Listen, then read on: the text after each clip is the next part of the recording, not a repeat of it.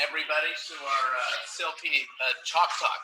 So my name is Tom Halloran. I'm the director of the Chemistry of Life Processes Institute. We're an interdisciplinary research institute. Our function is to really lower the barriers between a variety of different branches of science, of physical sciences, engineering, biology, medicine, to really enable all sorts of new discoveries that really take place outside of the silos of each of the traditional disciplines. So we're housed here in Silverman Hall, named after our dear colleague Rick and Barbara Silverman, whose generous gift helped us really build the building and establish the Institute. And today it's my pleasure to introduce one of our latest members to join the Institute, Hande Ozdinler. And so Hande is a force of nature. There's no other way to describe Hande. She's a associate professor in the Department of Neurology here at Northwestern. She's a member of the Les Turner. Actually, she's the director of the Les Turner ALS Center. She's a member of the Robert Lurie Cancer Center, the Muslim Cognitive Neurology and Alzheimer's Disease Center. So you can already see the breadth of her interests. But she was very eager to work with us because she has a background in chemistry. She had chemical engineering and molecular biology for two of her subjects in her master's studies. She has a PhD in cell biology and anatomy and neuroscience from Louisiana State University Health Science Center. She was a postdoctoral fellow in the neurosurgery department at Mass General, Harvard Medical School, before she came to Northwestern and became the founding director of our second Les Turner ALS laboratory. So Hande's research focuses on understanding the biology of the upper motor neurons. And you might ask, where's the chemistry in that?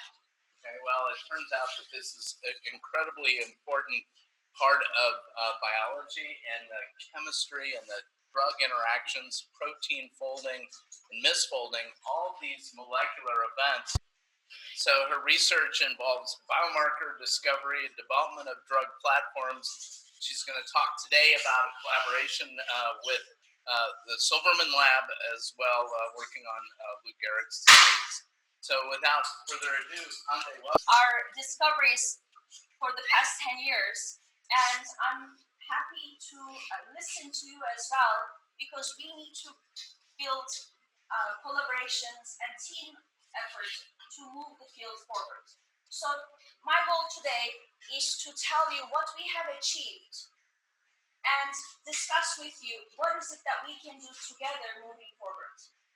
And as you can imagine, the brain is complex and it's also very heterogeneous. But in diseases, in neurodegenerative diseases, not all neurons in the brain show the same level of vulnerability and progressive degeneration. There is this big question of selective vulnerability, which means some neuron populations become diseased earlier than others. And we, even it is 2020 now, we still do not understand why this happens. We don't know why in some diseases, some neurons are vulnerable and others are relatively fine. For example, in diseases such as hereditary spastic paraplegia, primary lateral sclerosis, and these are rare diseases, which means they affect very few people, less than 1 in 100,000. And in such diseases, the upper motor neurons in the brain show early vulnerability and progressive degeneration. But other neurons just sitting next to them are relatively healthy. That's why these patients don't have any cognitive defect, but they cannot move. And they have very hard times initiating their movement, controlling their voluntary function. Because the movement is actually one of the most complex circuitries in the brain, and it is initiated also in the brain. Even though it is our spinal motor neurons that reach the muscle and cause muscle contraction, it is the neurons in the brain that initiate the movement. So the upper motor neurons have been ignored for a very long time because the brain is complex, it's very heterogeneous, and these upper motor neurons are very few in numbers. And they said, it's not just them, it's everyone. The whole motor cortex is affected, and we can study them. There are no markers for them. There are very few in numbers, and let's ignore them. And let's look in the spinal cord. But that's not the solution. If we cannot see them, maybe we should bring light to them, or maybe we should focus our attention to them so that we study upper motor neurons with clarity and with cellular precision. So when I first started Northwestern as a faculty, believe me that there was no mouse model, no any model, no reporter line, no nothing about upper motor neurons. So our lab is actually, we were successful in generating the first reporter lines for upper motor neurons, which means we made them fluorescent so that we can actually identify them among the complex and heterogeneous structure of the brain. And then we crossed them to many different mouse models generated to reveal their cellular, the basis of their vulnerability and progressive degeneration. But of course, going from nothing known to let's bring therapies is a long path. And I wanted to divide the talk today in 3 sections, which means that I want to emphasize why it is important to generate knowledge about these neurons before we actually build any therapeutic applications. And then once we generate the knowledge, how can we integrate that knowledge so that we can identify novel targets and we can verify that these are indeed the targets that we should be going after. And then in the third part, I want to see if we can actually develop translational medicine, that we can actually bring effective and long-term treatment to patients. And imagine again that these are rare diseases, and it will be very hard for us to cure a handful of patients because the drug discovery or drug companies may not be interested in a small number of populations. But it is our duty actually to help those patients, and actually their numbers are not so important. What we can do for them is our obligation as a scientist and also as a good person. And I'm going to talk a little bit about drug discovery efforts and how we can develop gene delivery approaches directly to these neurons. And I prepared folders, and I don't know if everyone has a folder. In that folder, you will be able to find the first page of the papers that we recently published. And because it's a chalk talk, I won't be able to show you any images or anything, but those figures are present in those papers. And please feel free to download them from PubMed. They should be all free because we try to pay the fees upfront so that you can have access to them and everybody can reach our papers. But coming back to the circuitry of the motor neuron, I again want to emphasize that it is initiated in the cortex, and there are some very specific neuron populations in our brain, and we call them upper motor neurons, but they are also called corticospinal motor neurons in animal models, or they're called bed cells in patients, and they project all the way to the spinal cord. They are one of the largest projection neurons. Like, I'm not a very tall person, but I have a neuron in my brain, and it projects all the way to the sacral region. So if you were a tall person, your axon could be more than 1 meter long, right? And they project all the way to the spinal cord. If you cut the spinal cord, and if you look at the coronal, the section, they actually have connections. Here's the action with the spinal motor neurons, and then the spinal motor neurons actually are the ones who go to the muscle and initiate the movement. But if this connection is severed, and if the cortex does not speak to the spinal motor neurons, then the spinal motor neurons cannot initiate the movement. So for any voluntary movement to occur, you need the upper motor neurons. So to think that you don't need upper motor neurons for any of the movements is not correct. And for ALS patients, also, It is actually these neurons and these neurons, the spinal motor neurons and corticospinal motor neurons, that they degenerate simultaneously. They both degenerate. But in HSP and PLS patients, it's mainly the upper motor neurons that degenerate. So rather than focusing our attentions to disease names, if we focus our attentions to the neurons at a cellular level, and if we can understand why these neurons degenerate and how can we make them happy, we may have a solution for HSP, we may have a solution for PLS, and we may have a solution for ALS patients. And I want to emphasize also for ALS, the emphasis mostly has been on the spinal motor neurons, and the cortex have been mostly ignored because there was this thinking that the degeneration is from the neuromuscular junction to the spinal cord, to the corticospinal tract, to the upper motor neurons, and that the upper motor neurons die at the very end, and that their degeneration is a consequence, or it is a byproduct of the spinal motor neuron degeneration. But now there's evidence after evidence after evidence suggesting and revealing and proving that the upper motor neuron degeneration is a very early event, also in ALS patients. And if you look at these upper motor neurons, they have a pyramidal cell body. They have a very long apical dendrite going to the top layers of the cortex. And again, the spinal cord goes all the way, this axon goes all the way to the spinal cord. And then here, they have branches in their apical dendrite, and they have thousands and thousands and hundreds of thousands of spines. And those spines are extremely important for them to receive input from other neurons in the motor cortex, because neurons communicate with their spines. And the spine loss would mean that they will not be modulated properly. And the spine loss in these upper motor neurons are detected very, very early in the disease. Even when the disease models are like a pup, 5 days old, their spines are severed.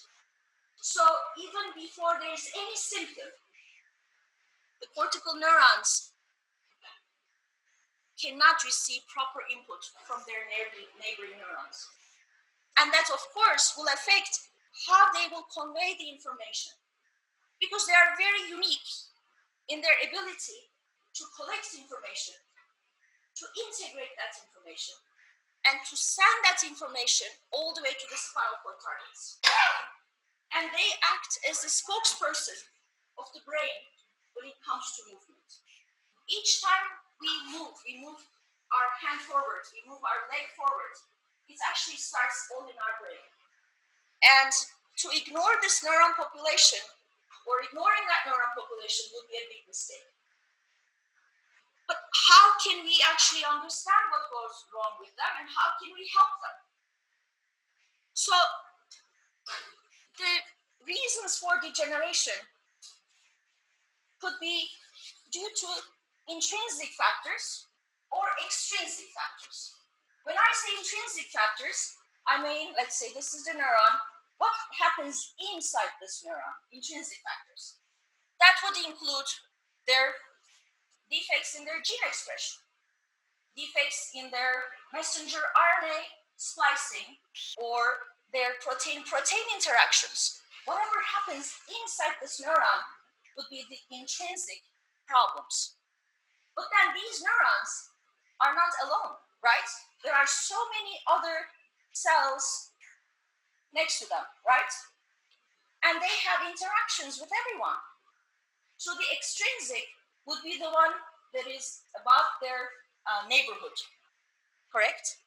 And that's neuron-neuron interaction, or it could be neuron-astrocyte interaction, or microglia, or other non-neuronal cells. And that would be the extrinsic cause. And we think that they become vulnerable because of intrinsic and extrinsic reasons. But how do we find out what is the mechanism and how do they become sick? So, I told you that we made them fluorescent, correct? So these neurons are now GFP. Wonderful. And because they are GFP, we can actually use fluorescence-activated cell sorting, right? That means we can sort them out from the complex structure of the brain because these are the ones that are GFP. Then, rather than working with mixed populations of cells and neurons, you can actually work with pure population of upper motor neurons. And you can do this in the wild-type mice, in healthy mice, and then you can actually do this in numerous mouse models, and I'm going to talk about, that they display disease due to different underlying cause. So far, there are 145 genes identified either as a causative or associated with ALS. And there are more than 80 mouse lines generated to mimic the patient populations that have these different diseases. The first gene identified was SOD1. And after this, there are many, many more genes identified and the mouse models are generated, right? So for example, we have the TDP mouse model, and that recapitulates the TDP pathology observed in ALS patients and observed also in a vast majority of ALS FTLD patients. Okay?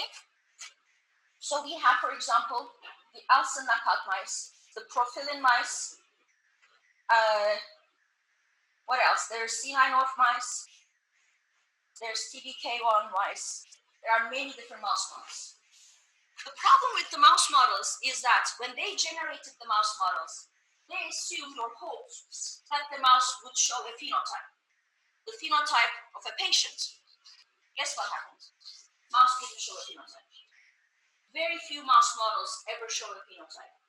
Then they said, oh, mouse model is not a good model because it's not showing a phenotype. But the problem is the motor neuron circuitry in humans are very different to the motor neuron circuitry in mice. Like you have a spinal cord injury, you cannot move. The mice, you have spinal cord injury surgeries, after a couple of days, they start moving. So we are heavily, heavily dependent on our upper motor neurons.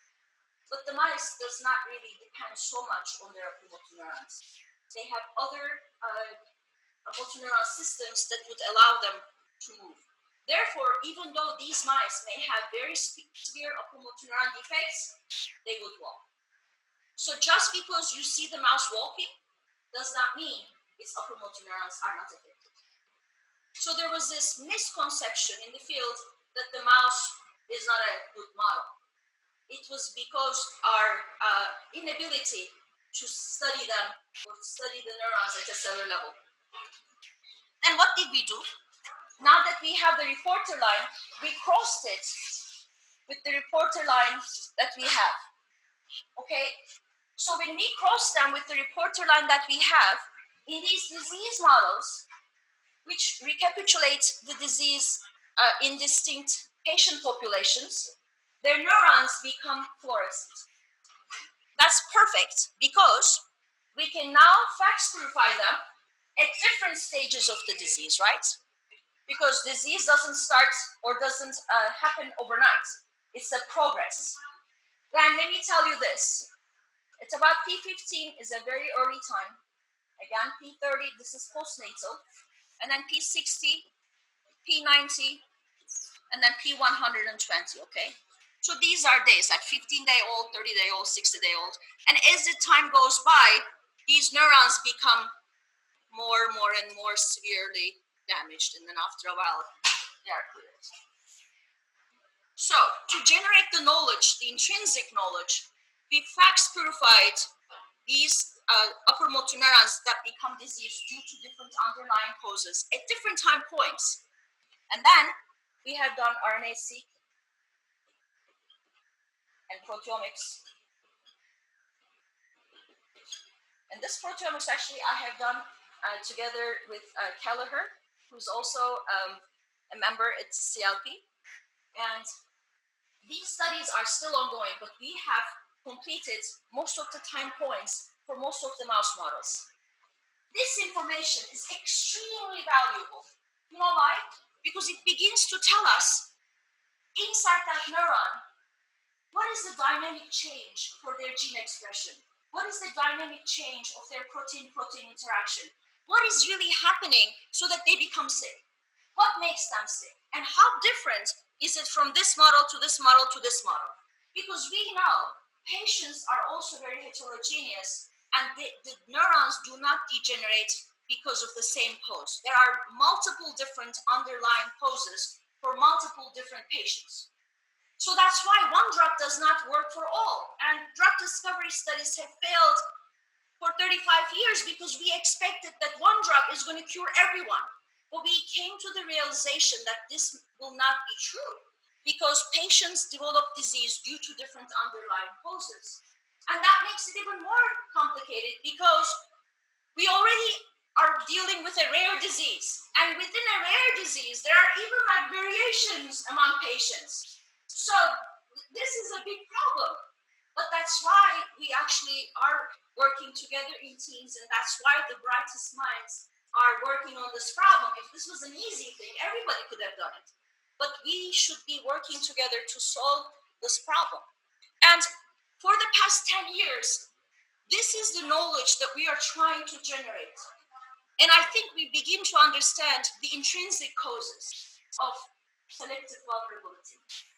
And I know, we begin to know why these neurons become vulnerable. And it is a very sad story. They become vulnerable because they can't maintain their site architecture. They are a very fragile neurons. They have a very long apical dendrite. They have one of the longest axons. And whatever you had when you were born, that's what you have till you die. They have to maintain their site architecture. It's a big deal. And sometimes they fail. So that's one problem. They can't maintain their site architecture.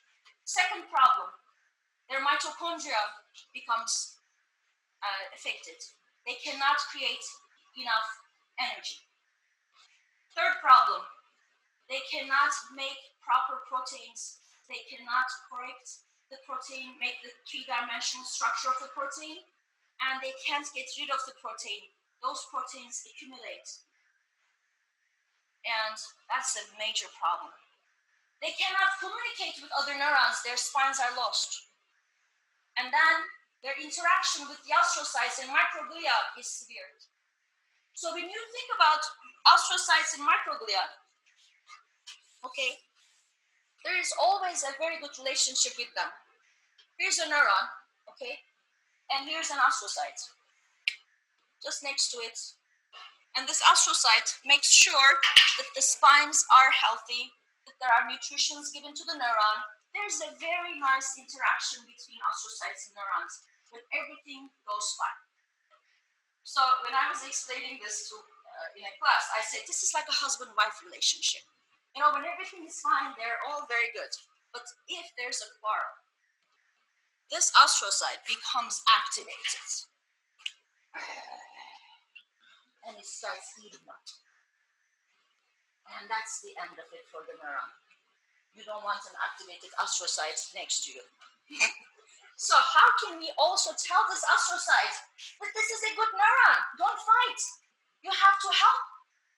So this interaction, we also have to understand. And that comes to the extrinsic factors. So now in our lab, again, with a collaboration with Richard Miller, okay, and he made the MCP1 CCR2 mice. And you know, this is important for the initiation of the innate immunity. And that's an immune reaction, which I told you about the astrocytes and microglia neurons. And he made them such that they are fluorescent. How wonderful. So when we cross them with the disease models, so now we can begin to see the astrocytes and infiltrating monocytes fluorescent. Guess what we did? Because they are fluorescent, again, we purify them by FACS. And again, we do RNA-seq to see what is the molecular change in these cells with respect to the changes in this neuron, and what is the molecular mechanism of their communication, and how can we make them become better friends again. So now, it is one of our papers. We found that MCP1 CCR2 system is actually one of the key regulators of that communication. So this neuron when it becomes diseased, it begins to express MCP1. And these infiltrating monocytes, they have receptors for MCP1 and they rush to them. But they don't come to help, they come to attack. So our goal is actually also try to modulate that communication so that we will tell them, don't attack, help. And I think we would be able to do that. So now, looking at the cells themselves, and we focus our attentions to the cells and to the neurons at different time points and in different disease-causing mechanisms, we understand the common pathways for pathology. So now, we're developing knowledge for this. And now we have extensive amount of data, because we have the gene expression data from different time points for this mouse, the other one, everything. And then also the MCP1 CCR2 cells from the cortex, from the spinal cord, different time points. This is massive amount of data. The next phase is integration of knowledge. That is also very, very important, because data is data, but knowledge is not data. Yes, knowledge depends on data, but generation of knowledge from data is a totally different task. So now we are integrating some of the information that we know, and by doing so, we identify novel targets that are druggable. And we identify novel targets that when we change their expression profiles, they would actually help improve the upper motor neuron health. And we have to verify that these targets are the real ones, right? So one of the advantages that we have in the lab is that because these mice, remember I told you that they have GFP, right? When you put them in culture, you would have many different neurons, right? Many different cells in the culture, but the upper motor neurons will be GFP in culture, right?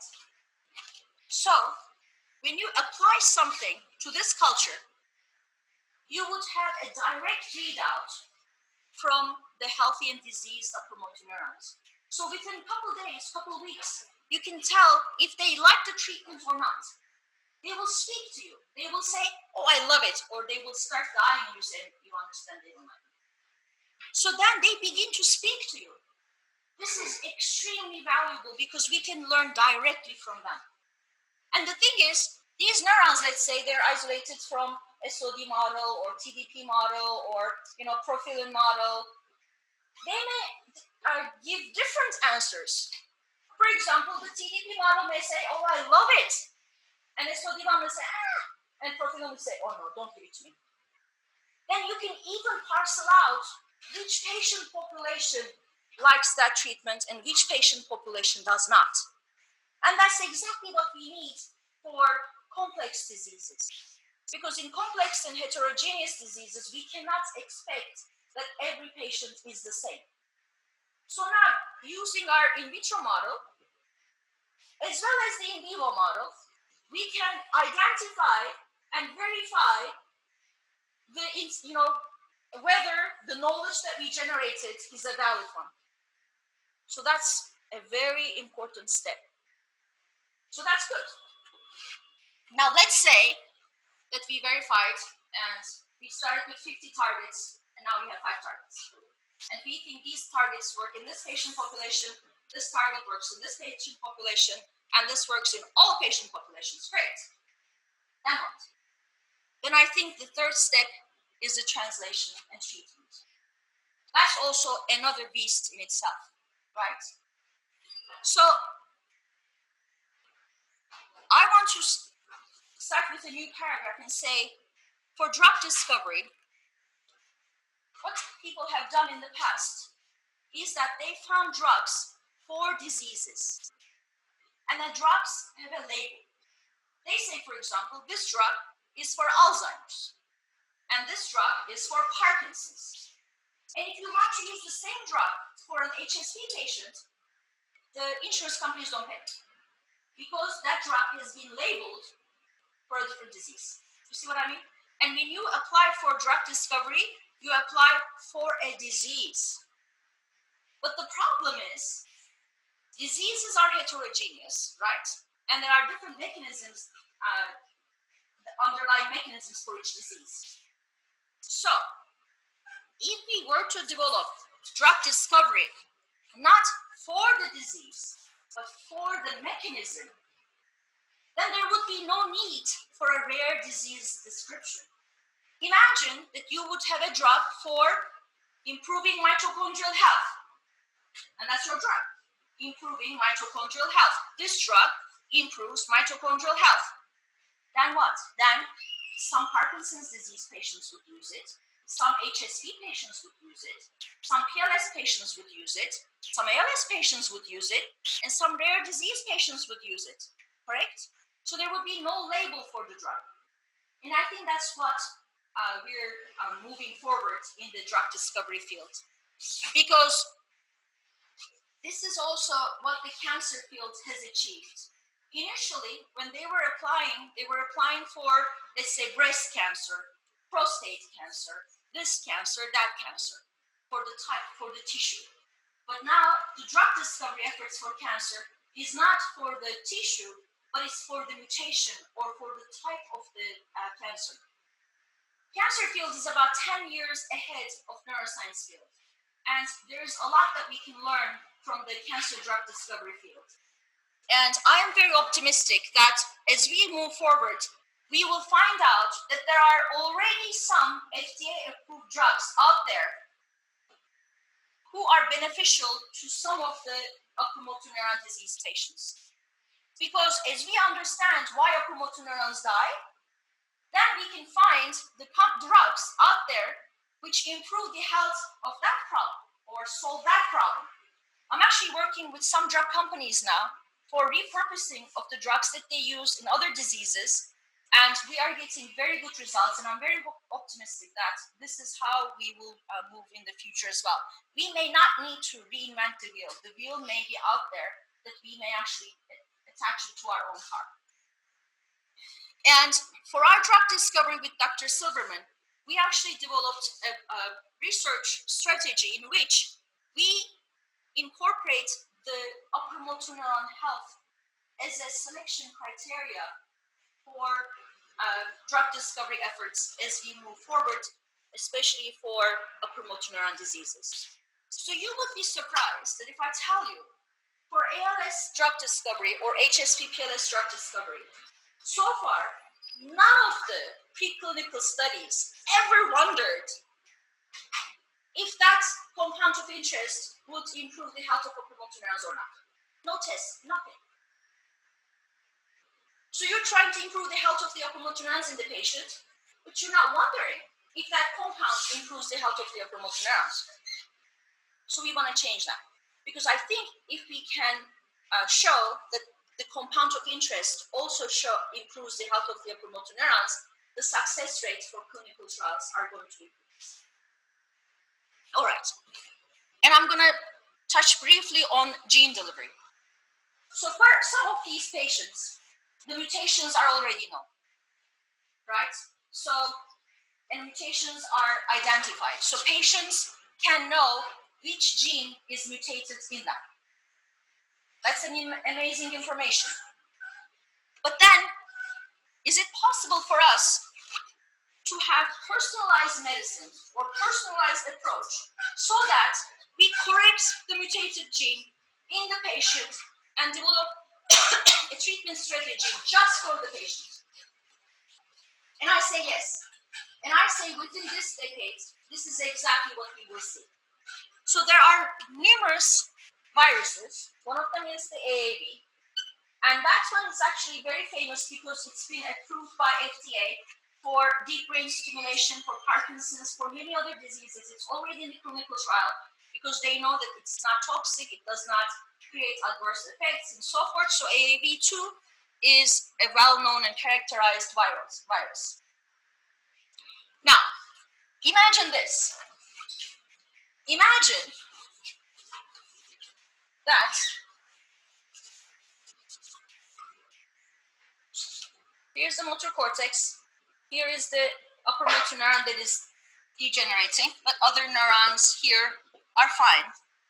That we will actually inject the virus to the cortex, okay? And other cells and neurons in the cortex will not receive the viral transduction, but it will be only the upper motor neurons that receive the transduction. So it will be a selective gene delivery only to the upper motor neurons. And we will achieve this in the patient. So I can tell you that I think this is possible. So one of our papers in the portfolio is the gene therapy approach that we look by direct cortex injection. And I think it will be possible in the near future that we will have the virus, okay, and have the expression vector such that it will have the naive or the wild type version of the mutation that this gene has, and we will have corrected or corrective gene delivery approach only to the upper motor neurons. So now we are collaborating with a group at University of Chicago, and we are performing direct cortex injections with macaque monkeys, non-human primates. So n is equal to 2, getting some good results. And I think we should be able to start some clinical trials for this as well. Because once we know the mutation in the patient, we can actually correct their mutation right at the cells or neurons that are affected. So that will be a very personalized treatment for patient treatment, and that will be effective. So the gene delivery, directed gene delivery, is an option, and I think it is a very valid option. Together with effective drug discovery, that would also be very possible in the coming years. But one of the problems is understanding which patient developed the disease due to which underlying cause. And that brings me to the biomarker.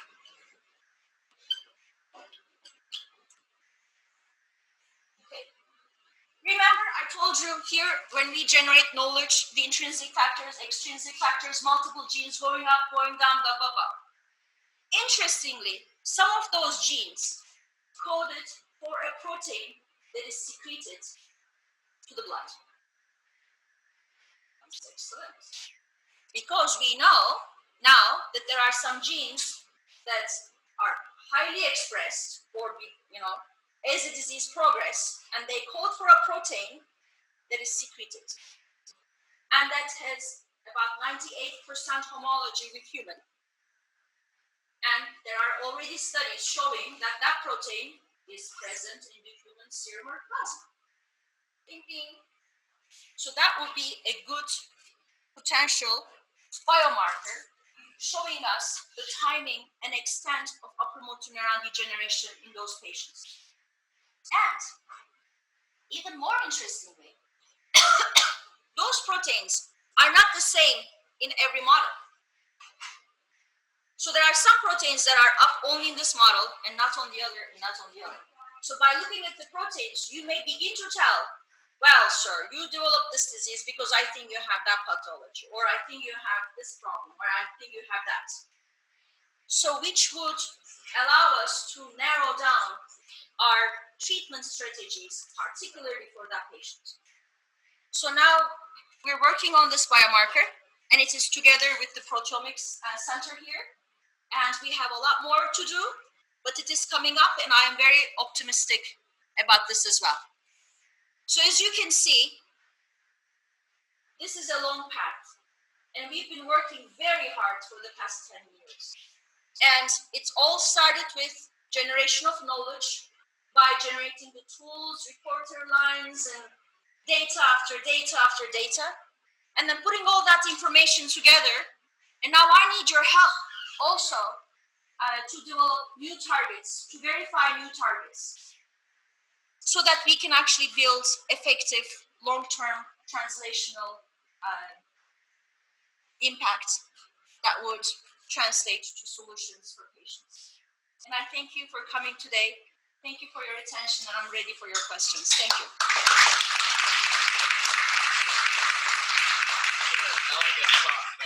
such a good teacher as well.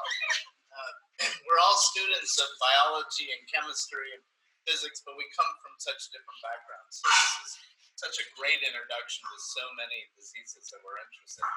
I'm going to start with something very personal.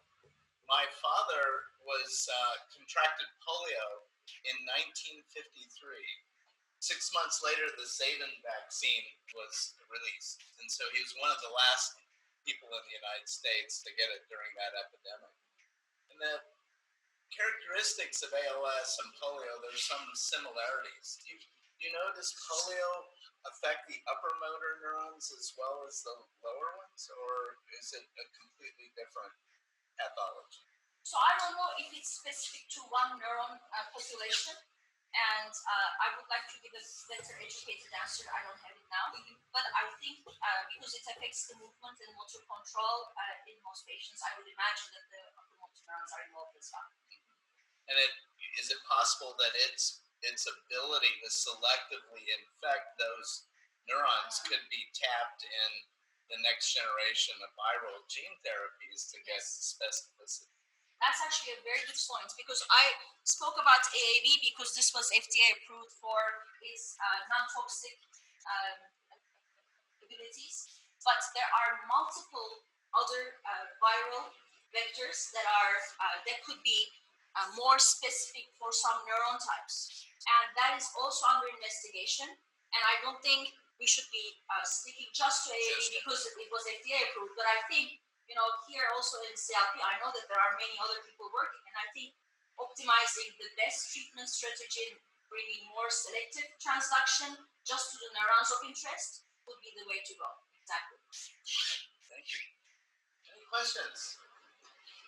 Yes. So in your in vitro setup, it's a mixed structure of neurons and astrocytes, Yes. and that's from your various mouse models. That's right. How is the viability of those neurons from one mouse to another to another? Are they the same? Same number? There are differences. There are differences, yes. So we have to optimize it for every model and for every condition. And so we are still investigating the in vitro model systems. That's why we got the grant. So we're constantly working on it. But we can tell, for example, the disease, the SOD ones, their axons are shorter, their soma is a little bit shorter. They don't really have a nice pyramidal, dendrite. So they don't look very healthy in culture. And do you think that your model could also be applied if you ever got like donor tissues? Donor tissues? Yeah, like donor. I don't know. Getting a brain donor tissue may not be. I mean, I know that from tissue science there are always like for Alzheimer's to get access. So many patients donate their sperm. I think from some of those tissues, they have done astrocyte cultures, but I don't know if they can do neuron cultures. They are more fragile. They may degenerate much earlier than astrocytes. So I don't think we may have viable neuron cultures, but I have seen studies with astrocyte cultures. Yeah. And before I forget, I know you applauded me, but I think the real people you have to applaud are my lab members. Can you please raise? Yes. They are the ones who do all the hard work. Yes. So once you identify the biomarker, each of these mutations, CRISPR approach targeting individual. Exactly. So it says once you identify biomarkers for different underlying disease causes, are you going to use CRISPR-Cas9 system to correct the mutation or correct the solution? And yes. Here, for example, I said we can overexpress the wild type form because they have the mutation. In some cases, overexpressing the wild type in a mutant cell may not be the most feasible solution because of the prion-like protein accumulations. Because once you have the wild type or the mutation, it, let's say, has a different three-dimensional structure. When you give more wild type, doesn't matter if it is the mutation or not. They may actually kink and then they may accumulate. So just giving the wild type may not help. So in that case, the CRISPR-Cas-based system just correcting the mutation with a lot. Yes. I have a two-part question about the question that you started with, which was about vulnerability. So I'm wondering, how good is the evidence that the cell types that degenerate are actually selected? It's really restricted to this pathway. And I'm wondering then, if the evidence is good, why is it the pathway that seems to be the victim rather than cell types that are similar, but maybe in a different part of the cortex? Oh, I love that question. Okay. All right. So this is actually a very, very nice question because it has not only two parts, it has multiple parts, but for the selective vulnerability, let's say, okay, maybe I should not try. I'm gonna try to explain. Let's say we all love to work with marbles. Okay, marbles, yeah. And there's this marble factory, and it creates or generates or produces marbles with different colors. Okay, and let's say your favorite marble color is red. My favorite marble color is blue, and yours is white. Yours is purple. Everybody has a different, favorite marble color. Okay. And this factory is producing marbles, and the factory says, "Oops, sorry, I'm not producing red marbles anymore." Who was the, you were the one who liked red marble, right? You won't be able to play marbles, and I don't care. That was my favorite. I still have marbles in my pocket. You see what I mean? So based on what genes we selectively express is also one of the reasons we become selectively vulnerable. Because even though we have access to all genes as a neuron, let's say we are all individual neurons, we choose to express a different subset. Let's say GABAergic neurons express GABA, but other neurons don't express GABA. So if there's a mutation in the GABAergic neurons are affected. So the genes that we choose to express also contributes to our vulnerability. Can I make it clear? All right, so then selective vulnerability is also a question of selective gene expression. That's why when we do RNA-seq, we begin to tell what genes do they choose to express and at what level. Because that also shows why they become vulnerable, whereas just next door neuron is fine, because they don't express those genes. So that's one thing, which gene you choose to express. The other thing is protein-protein interaction. Let's say I am one protein, okay? And I'm friends with you, I'm friends with you, I'm friends with you, I'm friends with everyone, okay? But I go dancing with you, I go movie with you, I go do this with you. I have different jobs or different interactions with everyone, but I'm friends with everyone. So I have direct interaction with every other protein, but my function with every other protein is different, okay? So let's say I have a mutation. So now when I have this mutation, I can't go dancing, but I can go to a movie. So then my interaction with one partner is affected, but other partner is not. So then it's not that I can't be non-functional, it's just that I cannot function some things. And just because I cannot function in those some things, eventually adds up, and says, "You never go dancing with me, you're not my friend, what's wrong?" And then boom. Then I'm kicked out of that relationship. But do you see what I mean? So then the proteins that we interact with also adds value to our function. And one protein may function with a different crowd in one cell type, and the same protein may interact with a different crowd in a different cell type. It's the same protein. So when you do co-immunocristation followed by proteomics, you can identify which proteins they bind to in different regions of the brain or selectively in which neuron types. So when I said, when we did proteomics, remember, it also begins to tell us what proteins are playing together. And that also reveals why they are vulnerable. Because they have different bodies, because they have different games, because they like different things, and that's who they are. And when they cannot do what makes them happy, they don't. They become vulnerable, but others are fine. So the selective vulnerability is because which genes they choose to express and what interaction they cannot do anymore. And then how can they cope with it? Sometimes they can cope with it. And that's why, even though they're vulnerable, they will still do it. They won't degenerate. But sometimes they're vulnerable and they can't cope with it. It's so hurtful, and they die. So we try to understand this mechanism at a very cellular and molecular way by looking at the genes that they have, by looking at the proteins that they have, and by looking at their protein-protein interactions, and how that changes over time.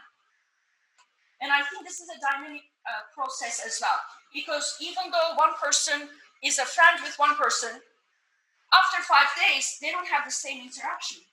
It may also change over time. And I think that adds complexity to the problem. But once we understand who is whose friend and what is the dynamic, then we can begin to develop therapeutic applications. I don't know, is that okay? Or is it clear? Or? Yeah, I mean, your explanation suggests that the loss of one population might then cause the loss of the other. So is there evidence that which one's primary, the upper or the lower? Yeah. So this is also a big debate in the field. Some say that these die and then these die because there's a dieback. Or some people say this is a die forward because these die and then these die. In my opinion, both die almost at the same time. It's that the London Bridge is falling down. So it's not just this end or that end. Also in Alzheimer's, you may know, let's say this is the dentate gyrus, and this is the CA1, CA4, CA3, and CA1 regions, right? So in also Alzheimer's, these, the connectivity of the hippocampal neurons are such that there is vulnerability in the system. So when there's vulnerability in the system, it does not really matter if it is this one or that one, because what connects them, the motor neuron circuitry, is non-functional. So when the circuitry is non-functional, I think it's a small debate to say, did you die first? Did I die first? Did I do this first? Because I don't think that it is first this and this, that it is a linear pathology. It is a complex pathology that affects the cortex and spinal cord almost at the same time. So that's what I think. Yes? One last question about the biomarker. So is the biomarker protein detected at CCA part of progression of the disease? Can it be used to prognose those patients before it's manifested? Let's say early, and then phase 1, and then phase 2, and then phase 3. Okay? So there are some proteins that are like this, which means they are up in the very early, they go down. There are some proteins that are like this, and we get the idea. So there are proteins that make a peak. And then there are proteins that go like this, or that are always high. You see what I mean? So I think the more investigation that we do, especially with the top-down and bottom-up approaches that Kelleher group is developing, and very precise proteomics that can detect pentagram levels of proteins, right? We will be identifying even more proteins that we couldn't detect before. And those proteins, I think, will be revealing very important information about the timing and extent of disease pathology in patients. Well, let's thank Hande again, and I'm sure that she and her students will be ready to answer any other questions we have.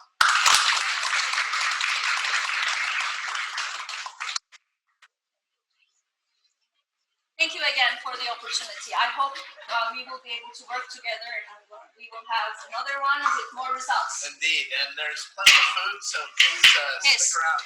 And in honor of this is a small token of our thanks, a CLP t-shirt and Bible. Wow. Thank you so much. Thank you so much. I love it. transforming science, transforming life. That's what our goal is, right? That's our motto. That's our goal, transforming science. Thank you so much, Dave. Great. I hope it was okay.